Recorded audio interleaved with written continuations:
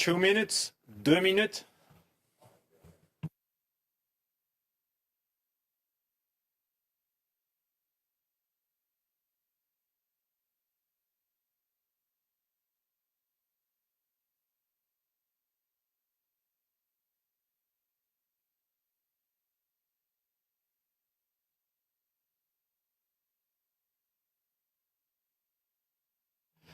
Heads up.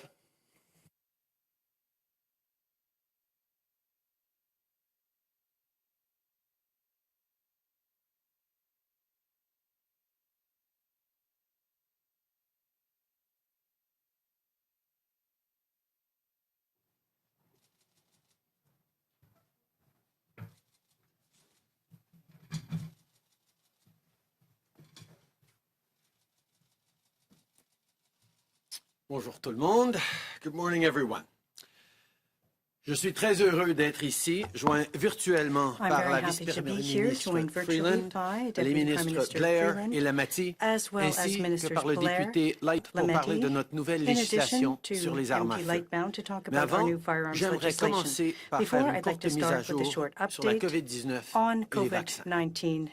This week, we are on schedule to receive our single largest Pfizer vaccine shipment to date. And next week, we're expecting an even larger shipment from Pfizer again. Yesterday, I spoke with Noubar Afeyan, chairman of Moderna. He confirmed that, as promised, we are on track to receive 2 million doses of the Moderna vaccine before the end of March. Months ago, we promised a total of 6 million vaccines by the end of Q1, that is, the end of March. That's exactly what we're going to deliver. Following that, the ramp-up phase in April will feature many more millions of doses. We'll all be better off as we see doses coming into Canada, getting into people's arms, helping our parents and grandparents, getting our essential workers vaccinated as we move into the spring. We're going to get there, and we're very much on track to ensure that everyone who wants a vaccine will get vaccinated by the end of September. Comme prévu, c'est donc un total de 6 millions de doses qui vont arriver d'ici la fin mars. 6 million doses, en avril, 4 million doses plusieurs autres millions arriveront pour la phase accélération. Vous allez tous pouvoir recevoir un vaccin d'ici la fin septembre, comme j'ai annoncé depuis des mois. Ce matin, j'ai parlé avec Ursula von der Leyen, la présidente de la Commission européenne, qui a une fois de plus réitéré que le mécanisme de transparence mis sur pied par l'Union européenne n'affectera pas les livraisons de vaccins vers le Canada.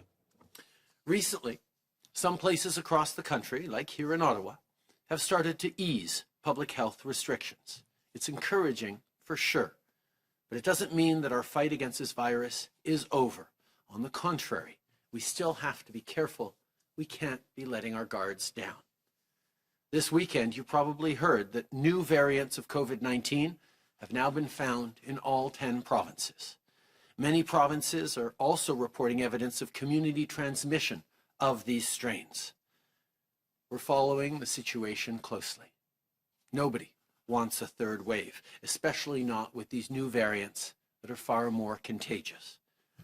For my part, I'm going to continue working from home as much as possible, even though when I can, I'll come into the office. Getting that balance right is something we're all going to need to look to.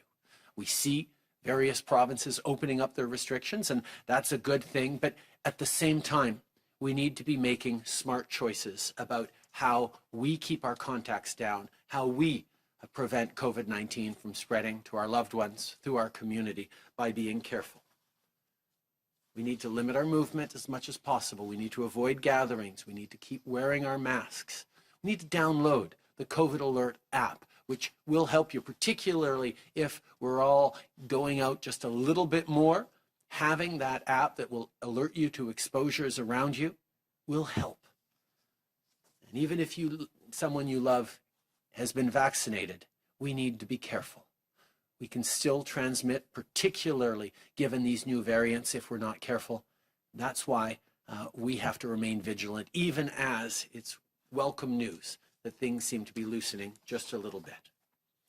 Aujourd'hui, je veux aussi parler des mesures qu'on prend pour protéger les Canadiens contre le fléau de la violence causée par les armes à feu. Dans certaines de nos villes, les crimes impliquant des armes à feu sont à la hausse. C'est inacceptable. Personne ne devrait avoir peur d'être victime d'un tireur de masse ou d'une balle perdue. En tant que parent, je sais très bien que notre plus grande peur, c'est de recevoir un appel tragique nous informant que le pire est arrivé. Dans un pays comme le Canada, être victime d'être à la mauvaise place au mauvais moment, ça ne devrait jamais arriver. Pas au parc, pas à la mosquée, pas à l'école, pas nulle part ailleurs. L'année dernière, pour combattre la violence liée aux armes à feu, on a banni plus de 1500 modèles d'armes d'assaut tels que promis.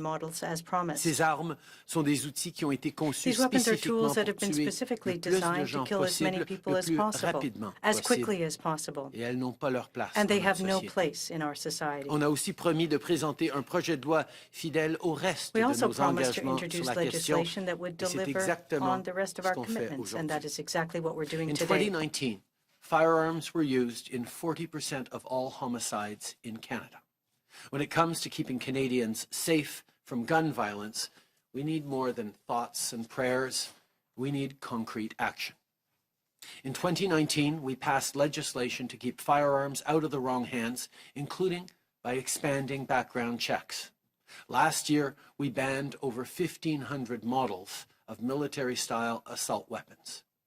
And today, we're announcing new legislation for stronger measures than ever before to combat gun violence in Canada. Banning 1,500 models of assault-style weapons last year was a critical step, but we also need to continue to fight the illegal gun market. That's why we will increase criminal penalties for gun smuggling and trafficking and enhance the capacity of police and border officials to keep illegal firearms out of the country.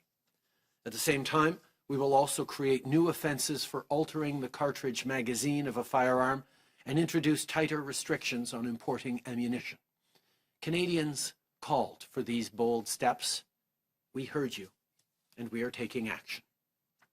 To make sure that these assault-style weapons are safely removed from our communities, we've studied a range of options. We looked at what our allies are doing, including New Zealand. We saw what works and what doesn't, all while taking into account the realities here at home. And from this, we've charted a plan of action. We will move forward with the Buyback program in the coming months and complete the prohibition to ensure these weapons cannot be legally used, transferred, transported, bequeathed, or sold. Getting these weapons off our streets and out of the hands of criminals means less violence. And that means safer cities and communities. Every measure we're presenting today in Bill C-21 is important, and they all work together as part of a larger strategy. Because you can't fight gun violence or any violence on just one front. And you can't fight it without addressing its root causes. Il y a encore beaucoup trop de victimes de violences conjugales et de violences fondées sur le sexe dans notre pays. 8 sur 10 victimes de violences conjugales sont des femmes. La présence d'armes à feu à la maison peut mettre des vies en danger. On va donc proposer des lois qui permettront aux amis et aux proches qui s'inquiètent d'une situation de demander à la Cour de confisquer immédiatement les armes à feu des individus violents et à risque et de suspendre leur permis d'acquisition. Ces mesures aideront aussi à prévenir des cas de suicide. De plus, il faut aussi penser à nos jeunes et aux raisons qui font en sorte qu'une personne puisse se retrouver dans la mauvaise voie. Comme on l'a annoncé dans l'énoncé économique de l'automne, on va investir 250 millions de dollars sur 5 ans pour soutenir des programmes pour les jeunes à travers les municipalités et les communautés autochtones. Ces programmes auront, entre autres, pour but de combattre l'influence et l'emprise des gangs criminalisés dans nos communautés. As part of today's new legislation, we will also support municipalities to ban handguns through bylaws restricting their possession, storage, and transportation.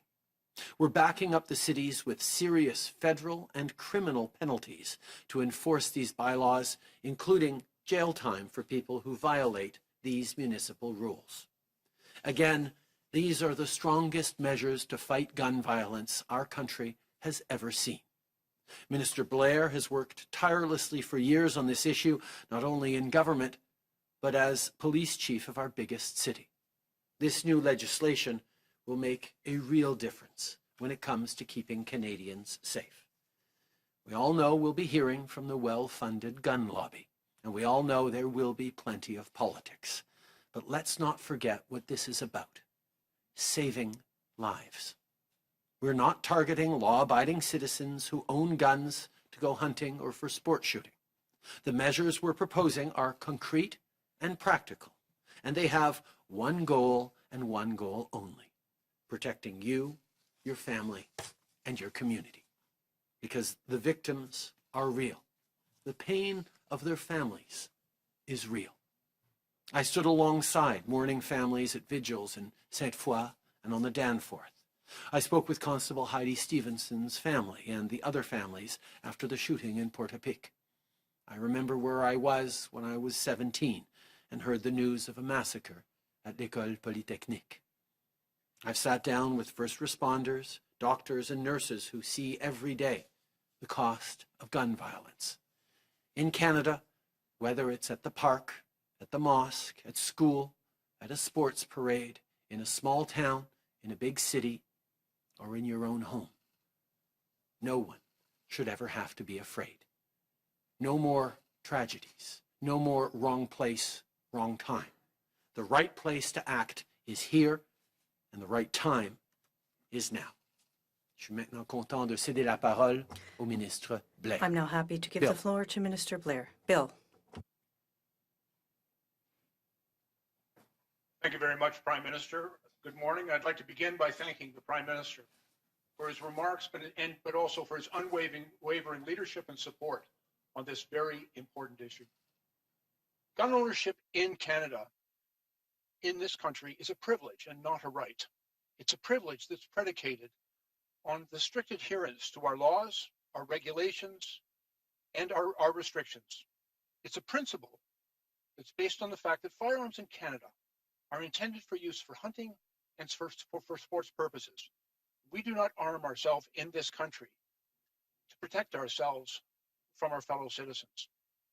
We rely on the rule of law, not the end of a gun, for our safety. Earlier this morning, Minister Lametti and I had the honor to present to the House Bill C-21, a bill that, when passed, will significantly strengthen gun control in Canada. And with this bill, we are keeping our promise to Canadians to reduce gun violence by strengthening our laws, prohibiting firearms which were designed only to kill, by placing significant and effective new restrictions on guns that are used by criminals, and by creating a regime to remove firearms from dangerous situations made deadly by the presence of a firearm. On May 1st of last year, our government took the extraordinary and necessary action to prohibit over 1,500 tactical assault-style rifles. These were weapons not designed for hunting or sport shooting activities, but rather for their efficiency as weapons designed to kill. They are combat weapons designed to be used in tactical situations, and tragically, they have been used to kill large numbers of innocent people in mass killings around the world and right here in Canada. The deadly efficiency of these firearms has been demonstrated here in Canada with the murder of 14 women at École Polytechnique, 6 worshippers at a mosque in Quebec, 22 men and women in Nova Scotia. They've been used to kill police officers in Moncton and Fredericton, students and injured students at Dawson College.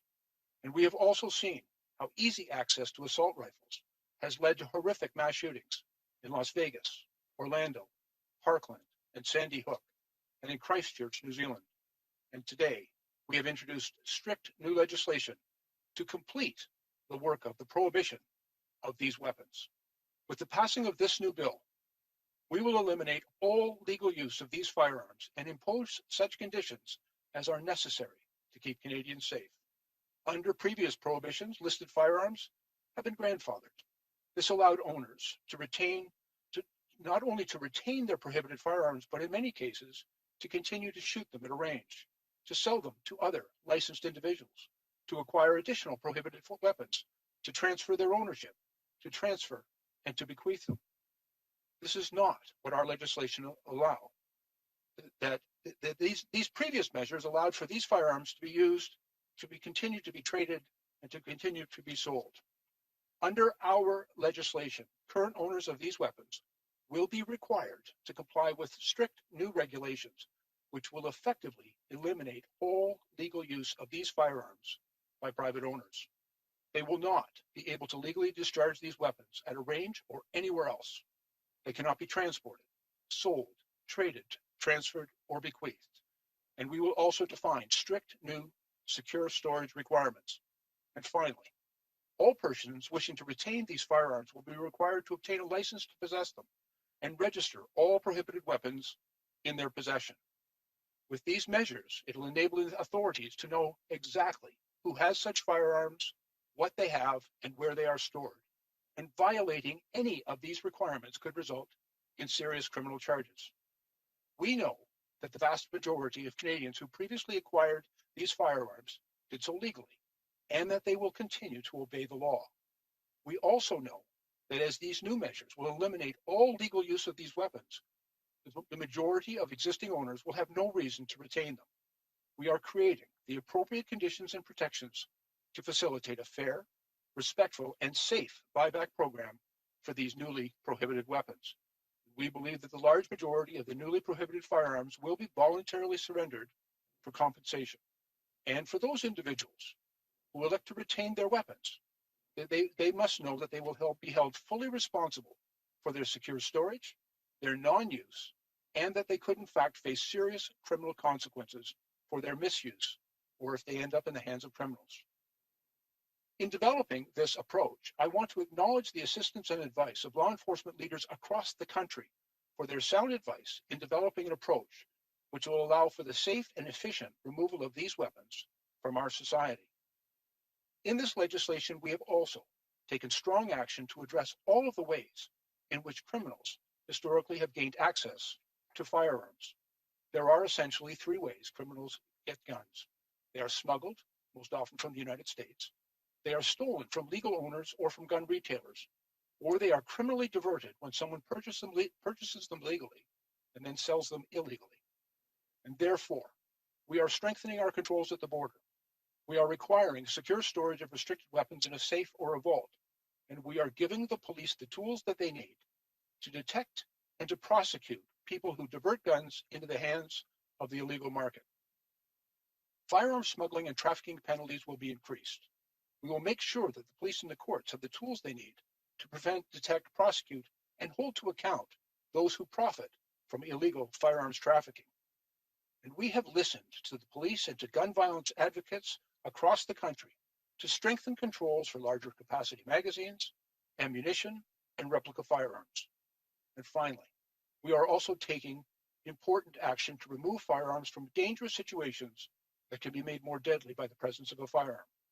We will introduce what is sometimes called extreme risk laws or red flag laws. They will empower not just the police but others who, upon becoming aware of the presence of a firearm in a dangerous situation, can take effective action to have a court order the removal of firearms from that individual or from that dangerous situations. These dangerous situations can include such incidents as domestic and intimate partner violence, where a person may be suicidal or emotionally disturbed, or where there is evidence that a person is advocating hatred and violence against women, a religious minority, or any vulnerable person. I want to be clear. This is not shifting the onus onto the victims of these terrible crimes, but rather broadening the authorities, not just of the police, but to all of us, to take effective action to remove firearms from a dangerous situation. It will also more effectively enable officials to suspend a firearm license where the circumstances indicated it is necessary and appropriate to do so. To support these strong new measures, we are also investing, as the Prime Minister has indicated, significantly in law enforcement and our border services to ensure that they have the resources to interdict the supply of guns onto our streets and to implement the new measures that we are bringing forward. We're working to eliminate the pernicious effect of systemic and structural racism that has led to disparate victimization in racialized and Indigenous communities. And in order to do this, we are investing in our kids and our communities to address the social conditions that give rise to gun violence. And we'll be providing support to the many community-based organizations that are doing extraordinary work to change the social conditions that give rise to gun violence, and to support the victims of domestic and intimate partner violence, and to protect vulnerable people. I'd like to conclude by acknowledging that the overwhelming majority of firearm owners in this country who use their firearms for hunting and sport purposes are law-abiding.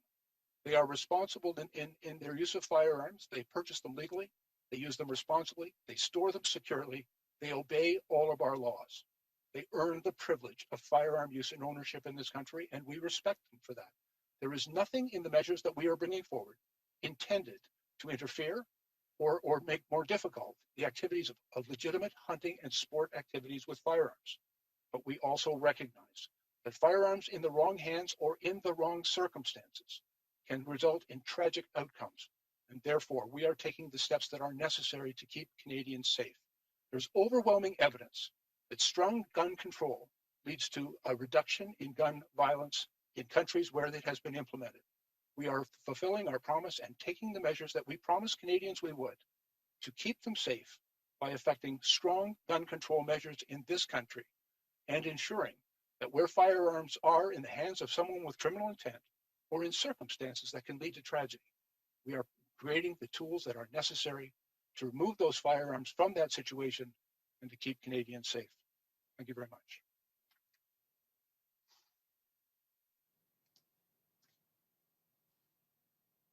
Okay. Thank you very much, Bill. I think I'm up next. Good morning. Aujourd'hui, nous vivons un moment historique pour les femmes au Canada. The Deputy Prime Minister. Today is a historic moment for women in Canada, for femicide prevention in Canada, and for the advancement of a safer society for all Canadians. With Bill C-21, we are delivering on our commitment to remove the most dangerous guns from our streets and our communities.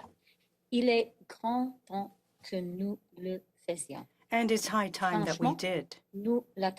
Frankly, we've been waiting for it for a long time. And it's no coincidence that this has happened in the midst of a pandemic, at a time when so many families are isolated in their homes, and reported cases of domestic violence have skyrocketed. Let me share with you some painful facts.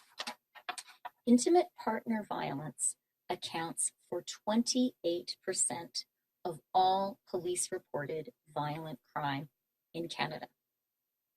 28%. In 8 out of 10 of these cases, according to Statistics Canada, women are the victims. One woman or girl is killed in Canada every other day on average, according to the Canadian Femicide Observatory for Justice and Accountability. Once each week, here in Canada, a woman is killed by her male partner. Faced with this violence, and given the opportunity to take steps to prevent it, it would be wrong not to do so. And please, let's set aside once and for all the emotive argument that banning assault weapons or assault-style weapons in some way imperils the rural way of life.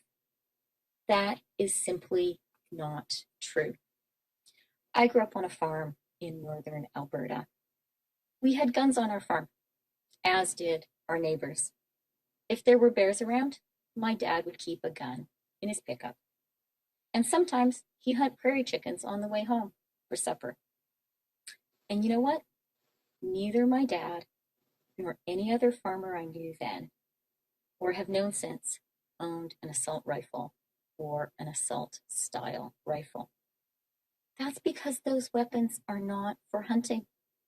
They aren't for shooting a prairie chicken or for scaring a bear.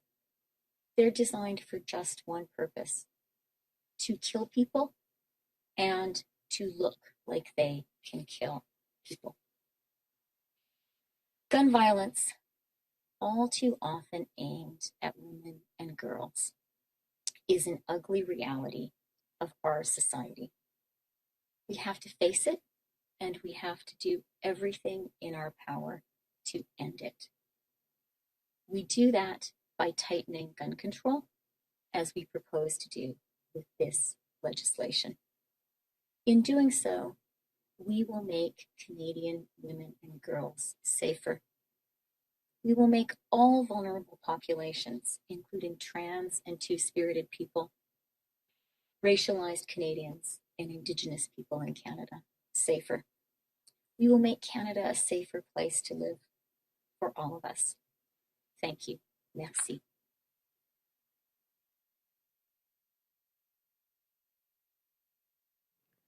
Now turn it over to Minister Lametti. Thank you. Merci. Bonjour, hello. Merci de vous joindre à nous aujourd'hui. Thank you for joining us this morning for this very important announcement on Bill C-21. I'm joining you from the traditional territory of the Algonquin people.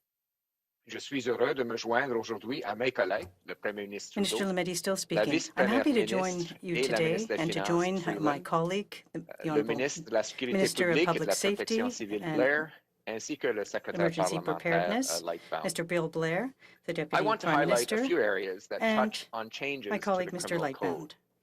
We know that reducing gun smuggling into Canada is essential to reducing illegal access to firearms. Our proposed legislation includes measures to keep illegal guns out of Canada. This includes increasing the maximum penalties for criminal code offenses of gun smuggling and trafficking from 10 years to 14 years imprisonment. We are also proposing to extend the prohibition on the import, export, or sale of air guns that exactly resemble a conventional regulated firearm, just as lower-powered replica firearms are already prohibited.